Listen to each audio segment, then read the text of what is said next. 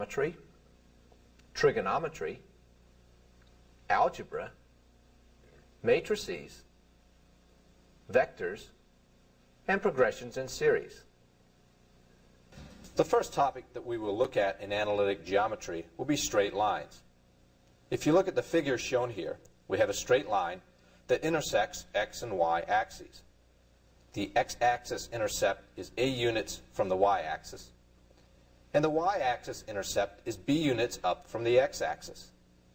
The line will have a slope associated with it, which we'll denote with the symbol m, and the slope m can be found by simply picking 2 points on the line and dividing the difference in the y values by the difference in the x values.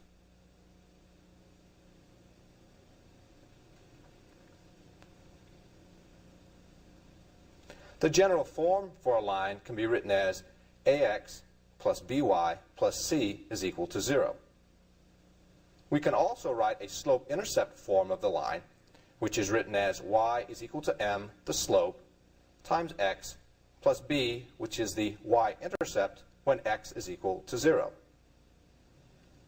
We can also write a point-slope form of a line, which is y minus y1 is equal to m times the quantity x minus x1, where x1, y1 are coordinates of a point on the line.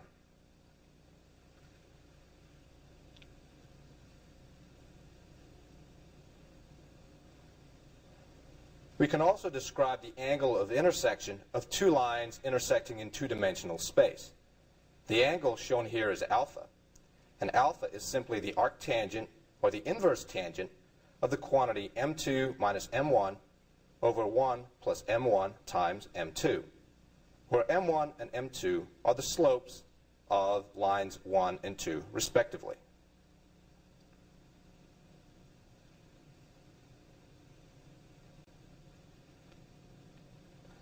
If we have 2 points in two-dimensional space, which can be described by the coordinates x1, y1, and x2, y2, the distance between these 2 points, d, is simply the square root of y2 minus y1 squared plus x2 minus x1 squared. This is simply just the Pythagorean theorem.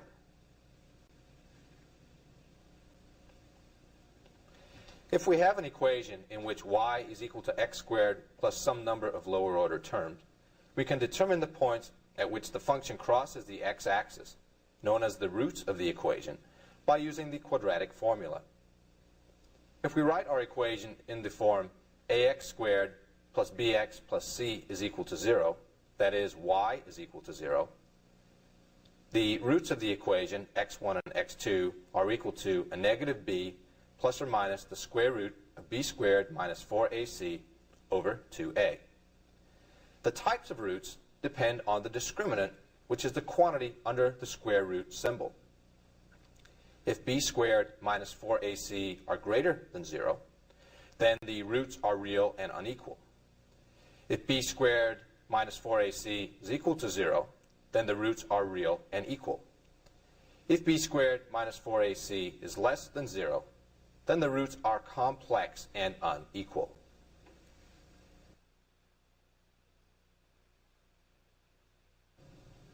A number of geometric figures of interest to us can be obtained through the method of conic sections. In this technique, we will take two cones and we will stack them such that the vertices are in contact with one another and the bases are parallel. We'll then take a plane and pass it through one or both of the cones and obtain a number of geometric figures. Let's take a look at these figures now. Before we discuss these figures in detail, let's look at some of the parameters of interest. The angle theta is the angle between the cutting plane and the line perpendicular to the bases of the two cones going through the intersection of the vertices of the cones. The angle phi is the cone generating angle, which is the angle between this line connecting the bases and the side of the cone. E is the eccentricity of the conic sections.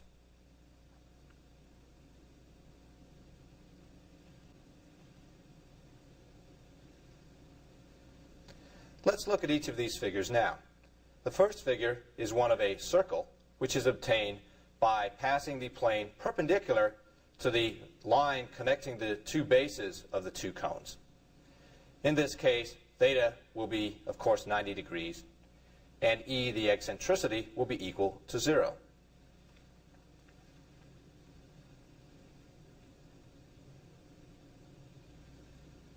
Next, if we incline this plane at some angle such that theta is less than 90 degrees and phi is less than theta, we'll end up with an ellipse as shown here. In this case, the eccentricity will be between 0 and 1.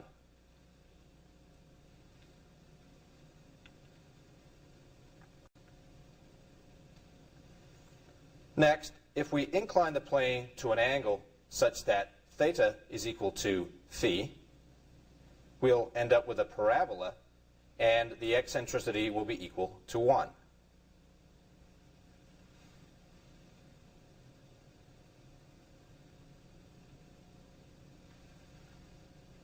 Finally, if we incline the plane such that phi is greater than theta, which is greater than equal to 0, we'll end up with a pair of hyperbolas. And in this case, the eccentricity will be greater than 1. In the sketch shown here, theta is equal to 0.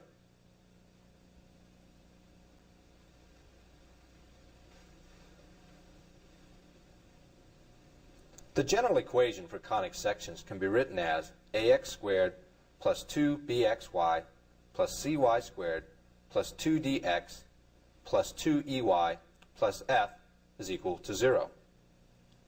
If a is equal to b is equal to c is equal to 0, then we'll have a line.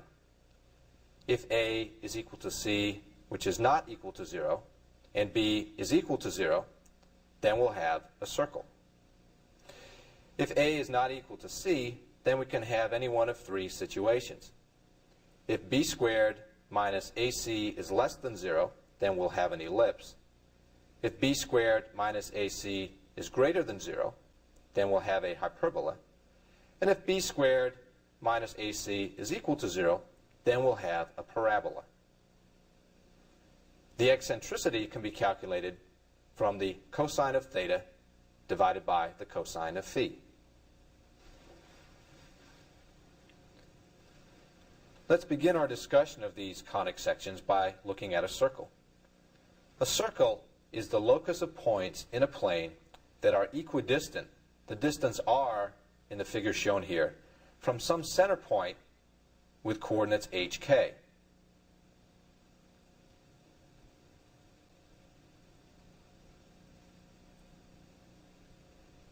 The general form for a circle is written as ax squared plus ay squared plus dx plus ey plus f is equal to 0.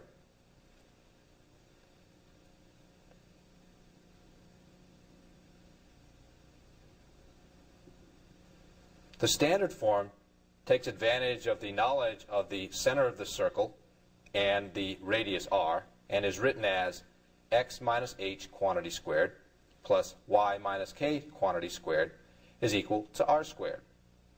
This equation can be rearranged to solve for r as shown here. R is simply the square root of x minus h quantity squared plus y minus k quantity squared, which you can see that we can also obtain from the Pythagorean theorem. We can also describe the values of h, k, and r from the parameters in the general form of the equation.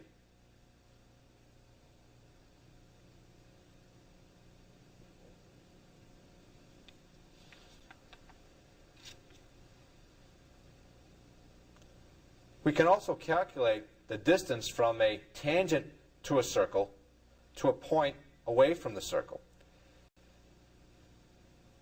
The distance t, as shown in the figure here, can be calculated from the equation t squared is equal to x prime minus h squared plus y prime minus k squared minus r squared, where x prime, y prime is the point on the tangent to the circle.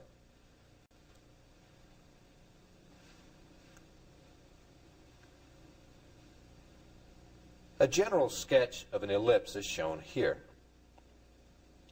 The ellipse will have two foci, described by the points F1 and F2 on this figure that are separated by a distance 2c. The major axis is along the long axis of the ellipse, and the minor axis is perpendicular to the major axis and goes through the center of the ellipse, which is marked by the point HK. The distance between the two vertices is equal to 2a, which are the points where the major axis intersects the ellipse. The ellipse is the locus of points such that the sum of the distances from the two foci is 2a. And the eccentricity of the ellipse will be between 0 and 1.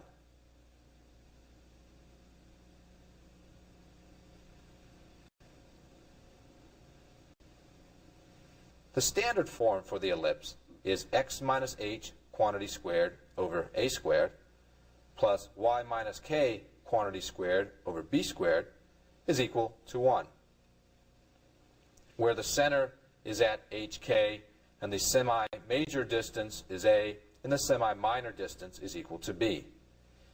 If h is equal to k is equal to 0, then the eccentricity E is simply the square root of 1 minus the quantity b squared over a squared, which is equal to c over a, and b is equal to a times the square root of 1 minus e squared. This figure shows a parabola which has a vertex at hk and opens to the right. The parabola is symmetric with respect to the parabolic axis, which bisects the parabola. The focus is p over 2 units along the parabolic axis from the parabola's vertex. The directrix is p over 2 units to the opposite side of the vertex along the parabolic axis and is perpendicular to the parabolic axis. The parabola, then, is the locus of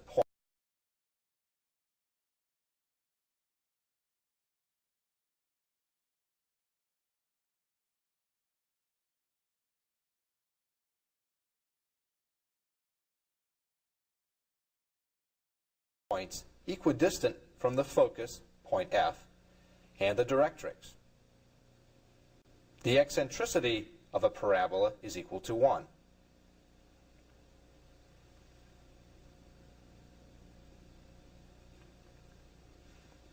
The general form for a parabola is a times x squared plus 2bxy plus cy squared plus 2dx plus 2ey plus f is equal to 0, where b squared minus ac is equal to 0.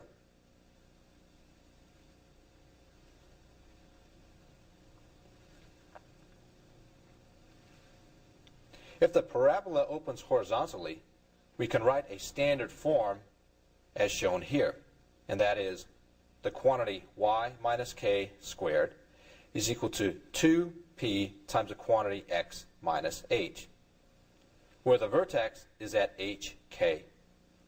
The focus is at h plus p over 2, k, and the directrix is at x is equal to h minus p over 2. If p is greater than 0, the parabola opens to the right. If p is less than 0, then the parabola opens to the left. If h is equal to k is equal to 0, the focus is at p over 2, 0, and the directrix is at x is equal to a negative p over 2.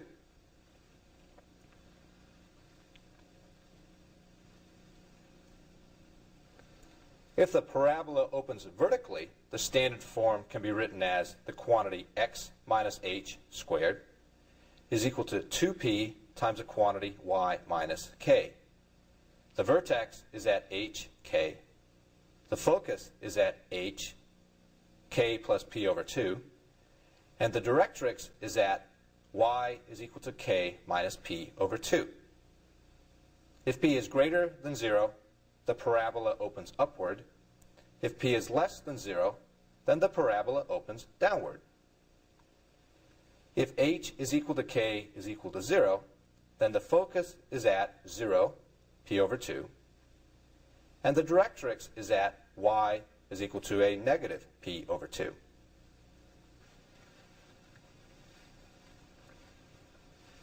A hyperbola consists of two curves that are bisected by a transverse axis and which asymptotically approach two lines that intersect at the point hk, which is located on the transverse axis midway between the two vertices as shown here.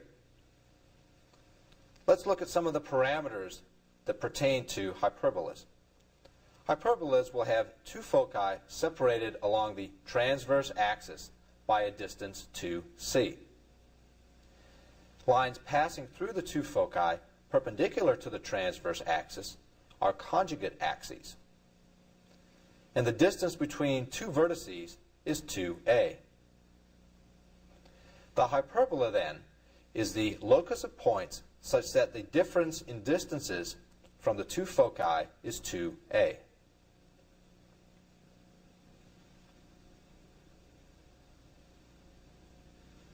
The general form describing hyperbolas is a times x squared plus 2bxy plus cy squared plus 2dx plus 2ey plus f is equal to 0, where b squared minus ac is greater than 0.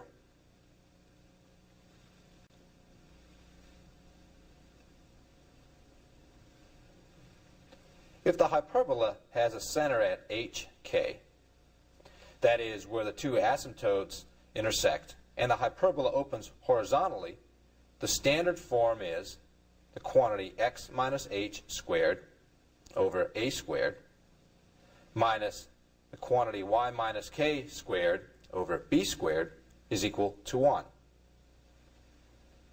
These hyperbola will be asymptotic to the line y is equal to plus or minus b over a times the quantity x minus h plus k. If h is equal to k is equal to 0, then the eccentricity E is equal to the square root of 1 plus the quantity b over a squared, and b is equal to a times the square root of e squared minus 1. The focus will be at plus or minus a times e, 0, and the conjugate axes will be at x is equal to plus or minus a over e.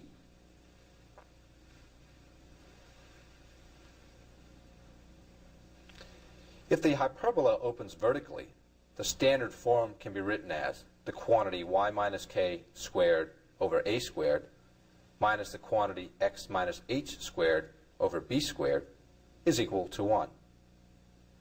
The hyperbola is asymptotic to y is equal to plus or minus a over b times the quantity x minus h plus k. It is a quadratic surface or a sphere. If this sphere has a center at hkm, then the equation for the sphere can be written as the quantity x minus h squared plus the quantity y minus k squared plus the quantity z minus m squared is equal to r squared. Note the similarity between this equation and that for a circle.